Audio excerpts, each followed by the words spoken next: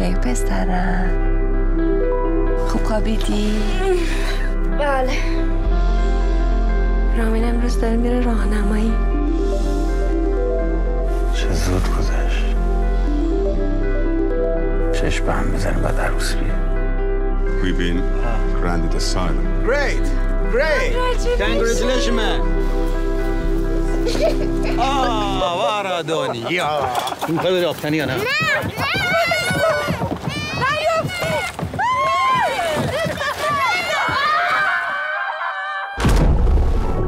چی شد؟ قبولمون نکردم.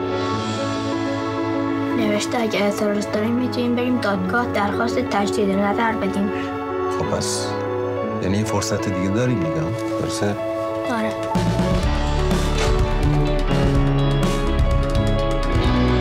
جونم بابا چی شد؟ صحبت کردن با یه دختر چطور باید شروع کنم؟ لازم نیست چیزی بگی. فقط تو چشماش نگاه میکنی بهش لبخند میزنی. ماما میتونی برای منم دعا بکنی؟ راست میگه منم میخوام.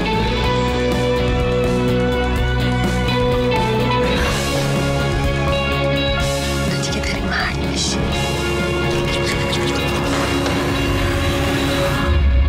من نکنم حله